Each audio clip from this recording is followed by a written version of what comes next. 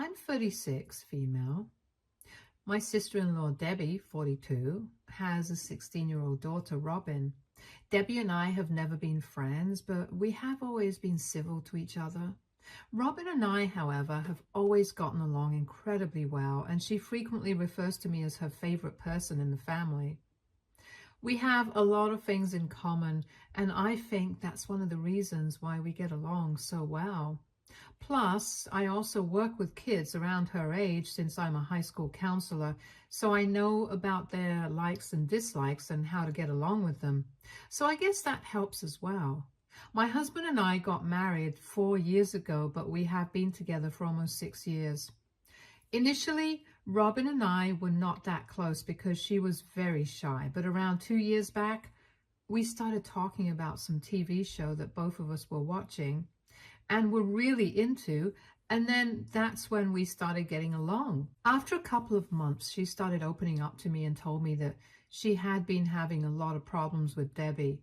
She confided in me that her mother was very difficult to get along with, and it had always been that way in the past, but recently things had gotten much worse. Robin wanted to go to Juilliard because she was quite a skilled violinist, but Debbie thought that music was a waste of time and wanted to focus on pulling up her grades and becoming a lawyer just like her. It was one of the classic passion or career debates that has been going on for ages.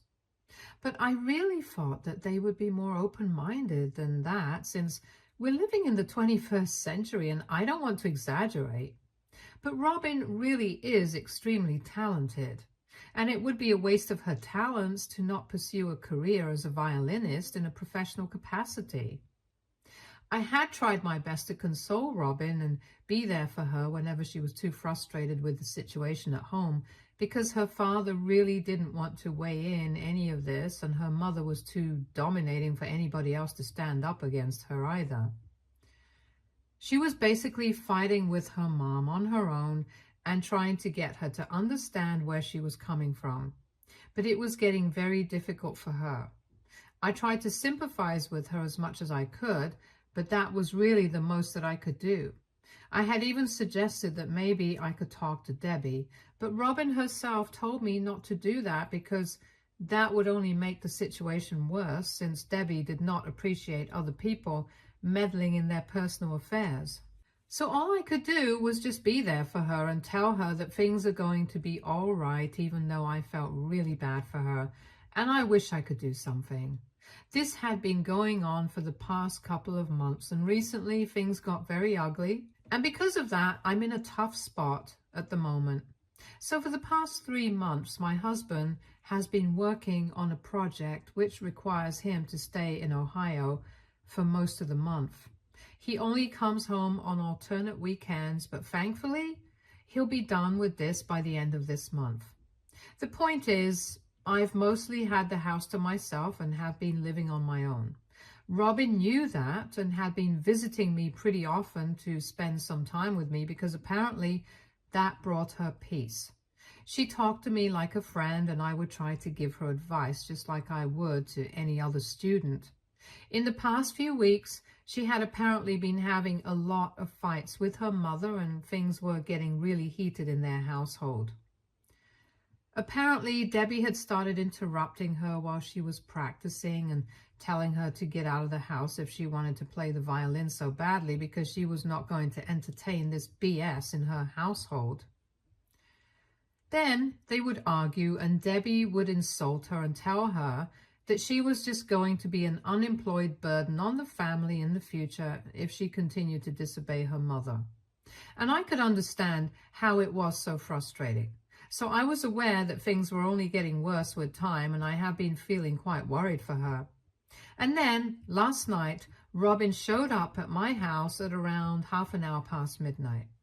I was quite shocked to see her there because it was quite late, and it was a school night on top of that.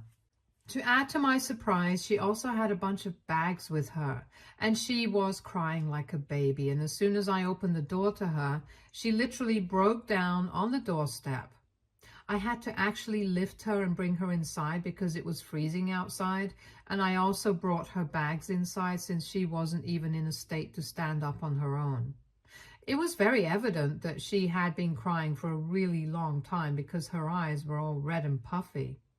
Once she was inside, she continued to cry, and I let her because I knew that something terrible must have happened, because otherwise she would never show up in such a state and so late in the night. After around 15 minutes, she finally seemed to calm down a bit. Then I finally asked her what exactly had happened because I was very concerned, and she finally told me that she had decided to leave her house. I was not surprised because from whatever I had heard, I was impressed that she had even managed to stay with somebody like Debbie for so long in the first place. And then Robin started telling me exactly what had happened that day. So apparently they had received the results of a test that they had taken a couple of days back. It was a math test, and math isn't really Robin's strongest suit from what she told me. And as somebody who used to be really bad at math in high school as well, I don't really blame her. Anyway, she managed to scrape by and got a C- on the test, which according to her was good enough. Because honestly, she has been bad at math her entire life, and her other grades kind of made up for everything. She thought Debbie wouldn't be surprised, but when she came back home with the test, Debbie was furious and completely lost her mind. She started blaming Robin and the violin for her grades, which was kind of unfair because she was pretty decent at everything else. She was averaging a B grade, and that's not really that bad. But Debbie didn't really seem to care about any of that and started yelling at Robin as soon as she told her that she had a C in math. Robin fought back because she was really frustrated with the way she was being treated by her mother. That argument just got worse, and after one point, Debbie went upstairs and Robin followed her, and she barged into her room with Robin right behind her. Then Debbie grabbed her violin and started smashing it to the ground.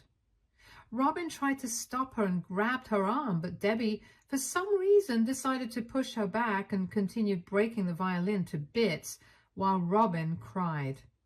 Her father was at work at the time, but Robin told me that even if he had been there, she highly doubted if he could stand up for her.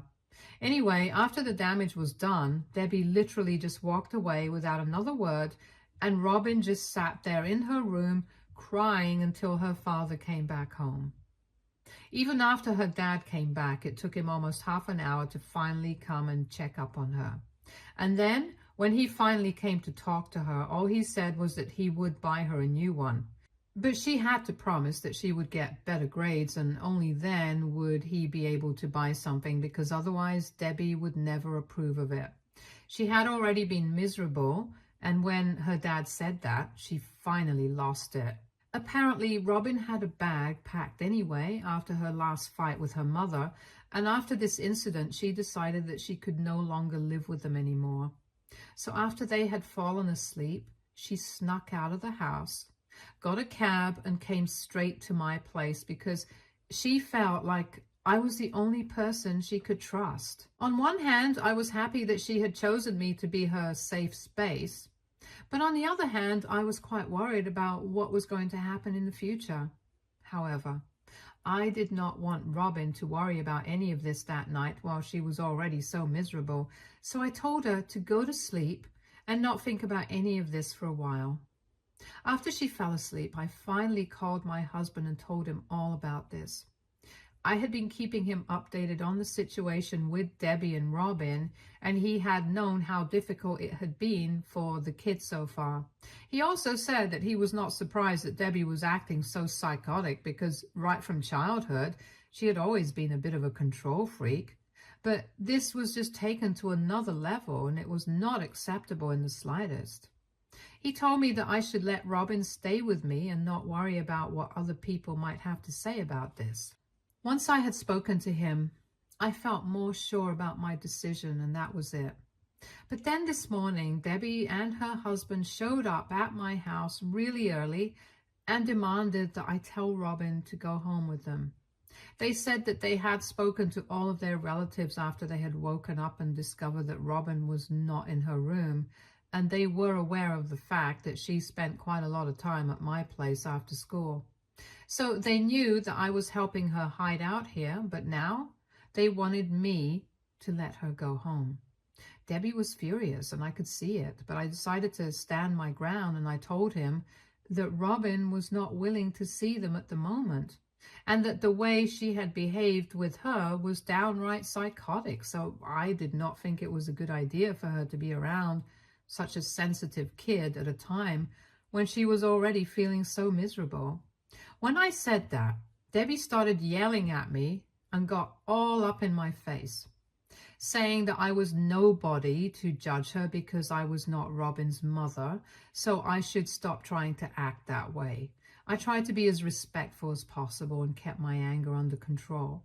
I tried to explain to her that I had not forced Robin to come to me, but instead Robin herself had shown up at my place, and now, as a responsible adult, it was my duty to keep her safe. She kept yelling at me, and her husband tried to defuse the situation and spoke to me politely, trying to tell me that this was a personal matter within their family and I should not involve myself in any of this. So I had to explain to him that I did not do this myself, but their daughter had been confiding in me for the past couple of months. And as someone with a conscience, I just couldn't help but take her in. And now she would only go back if and when she felt like it. It wasn't my choice. It was completely up to Robin, and I was going to respect that. I had already told Robin to stay put in the guest room and not come out as soon as I heard the bell ringing furiously, but she still decided to come out when things started getting a little too loud in the living room. I was not expecting that, and as soon as she came out of the room, I told her to go back inside and I would deal with this on my own. But she still stood there, and even though I could see that she was literally shaking like a leaf, she still squared up to Debbie and told her to leave because she did not want to go back home with them. She announced that she wanted to stay here with me and she didn't even want to see them around anymore. I'm not going to lie. At that point, all of us were shocked because, like I said in the beginning, Robin was a very shy kid and generally quiet. This was quite unexpected, but I was glad that she was finally standing up for herself, even though it kind of backfired on me.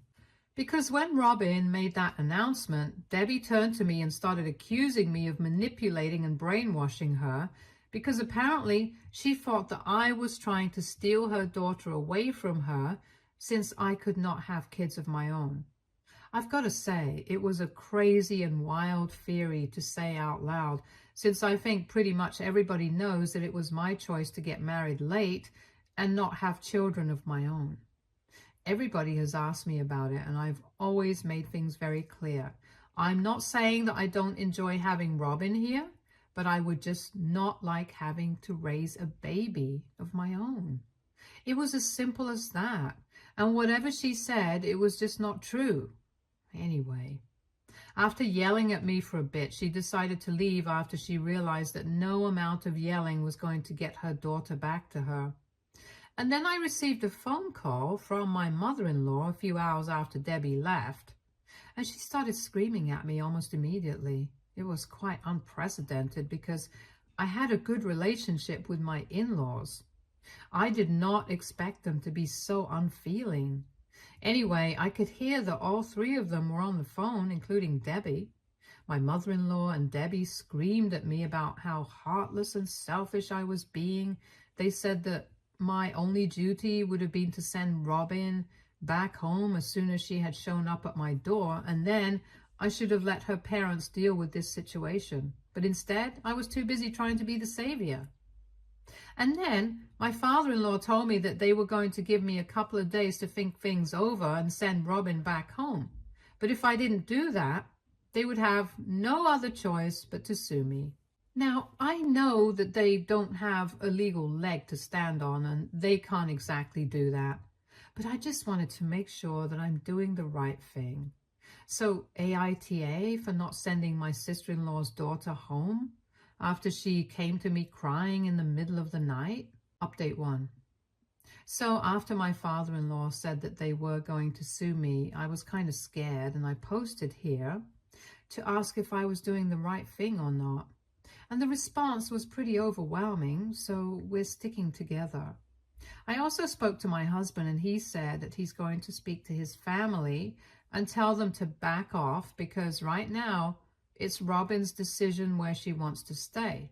And after the way Debbie has treated her daughter, she has no right to make any demands.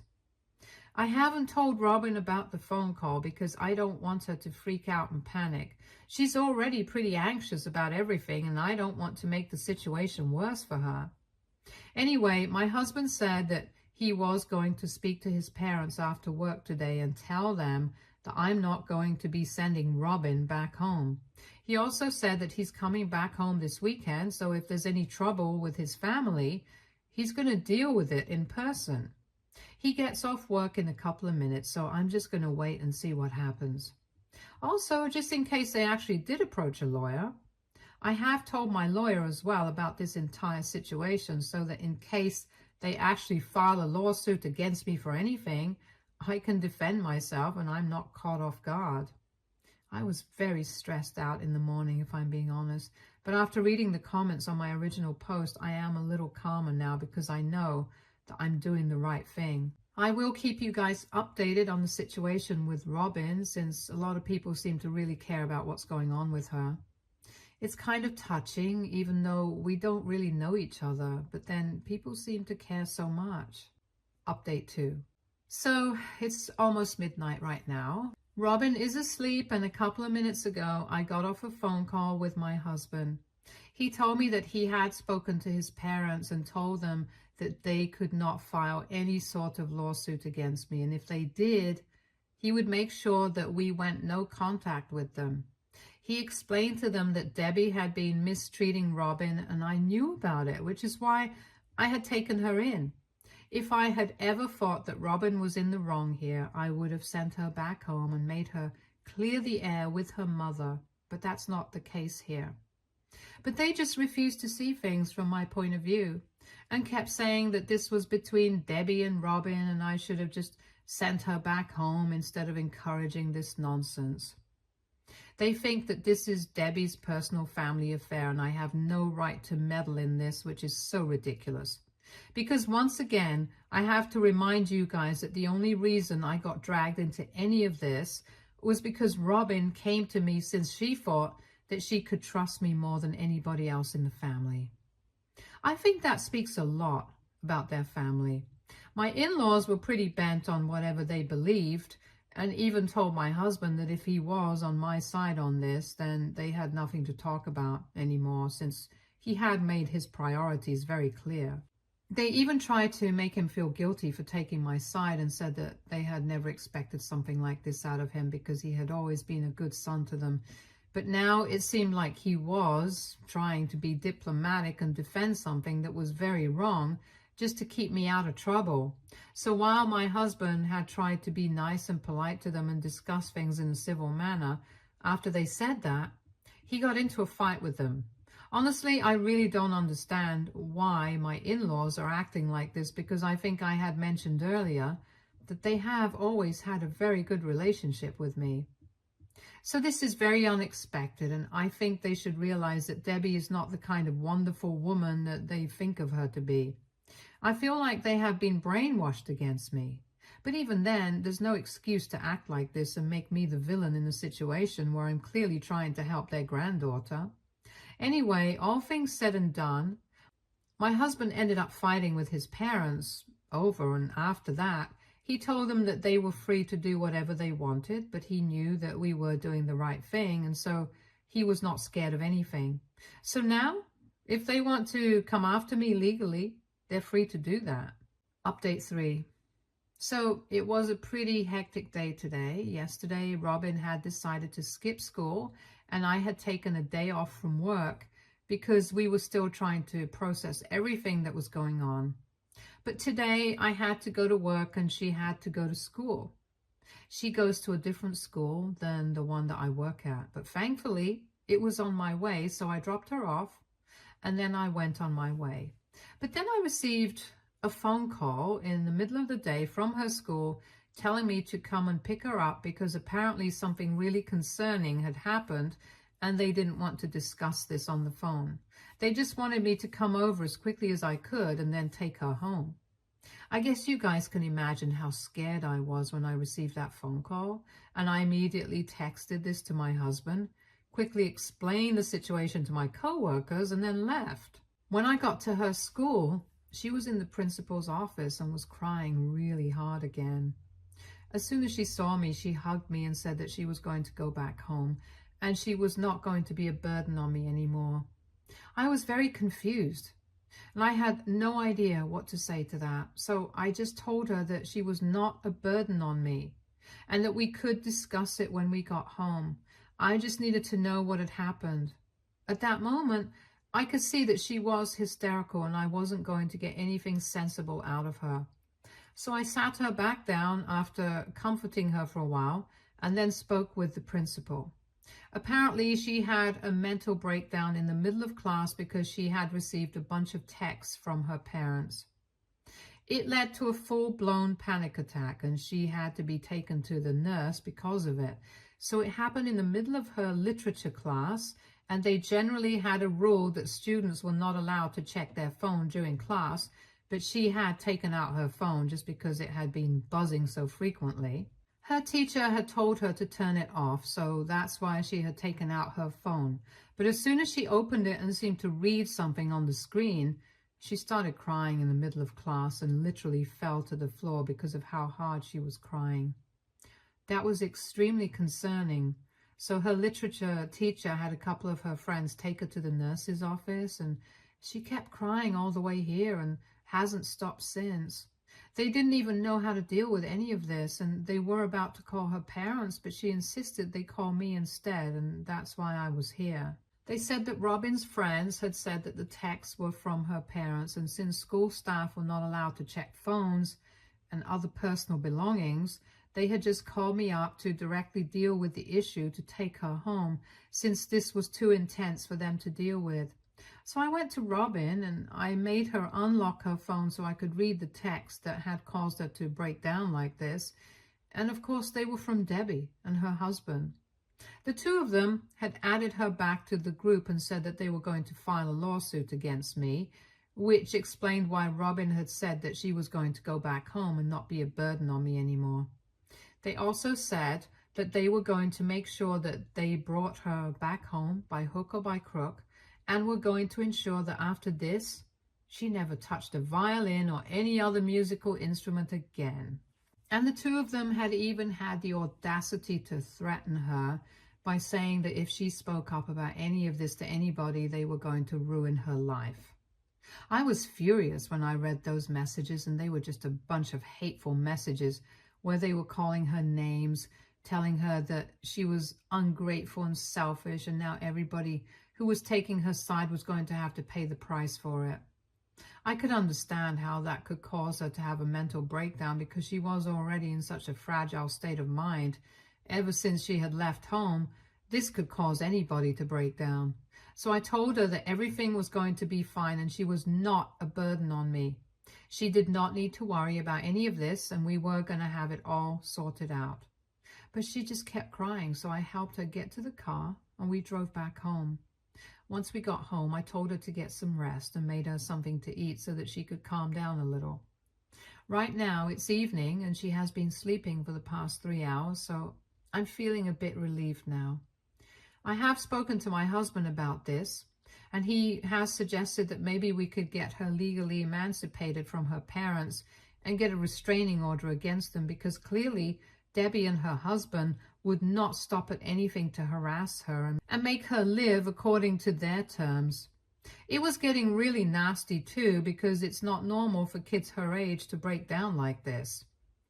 I'm just hoping that things get better with her mental state for now, and I'm also going to have to start looking for therapists. She really needs the help, I can tell. And my husband is coming back on Friday instead of Saturday just because of Robin. We are both really concerned about her, and I think the sooner that we deal with this, the better it is for her in the long run. Update 4. Hey everyone. It's been a couple of weeks since my last update. So to fill you guys in, that weekend that my husband came back home, we had a proper discussion about all of this, and we decided that we were going to help Robin get legally emancipated from her parents. When we suggested this to her, we were not sure if she would be open to the idea, but she agreed almost immediately. Apparently, the thing with the violin and the amount of control that Debbie wanted to exercise over her future was just the tip of the iceberg. Debbie was a complete psycho helicopter mother who wanted to control every single aspect of her daughter's life, and Robin was more than glad to get away from her. The kind of verbal abuse that Robin has faced all her life is unimaginable and unforgivable. And to think that she wasn't even able to talk to anybody about this for so long. In fact, one of the major reasons that she hadn't been able to speak about this so far was because Debbie and her father had forbidden her from discussing anything that happened in the house with anybody else in the family. When she was younger, she had tried to speak about all of this and the kind of pressure she was under to her grandparents, but they had in turn complained to Debbie, and she had received the beating of a lifetime. So after that, she stopped trusting her family members. But then I was really nice, and she felt like she could trust me, which she was right about.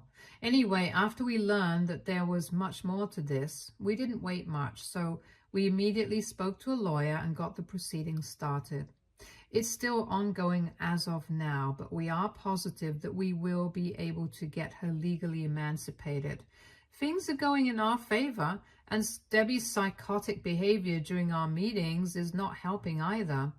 I hope that continues because honestly, she doesn't deserve to be around Robin. My husband is also home permanently now, and I don't have to worry about him going to Ohio since he's done with the project there. Also, a lot of you might be wondering whether Robin got a new violin or not. And yeah, she did. We bought her one a couple of weeks ago. It's a better one than what she had previously. Another surprising thing that's been happening is that her grades are also getting better while she's been living with us. It's too soon to tell, but I think she might start averaging an A grade if this continues, and that will be pretty great. So she's pretty happy, and we're hoping that things get better for us in the future. Stay tuned for more stories from our girl relationships.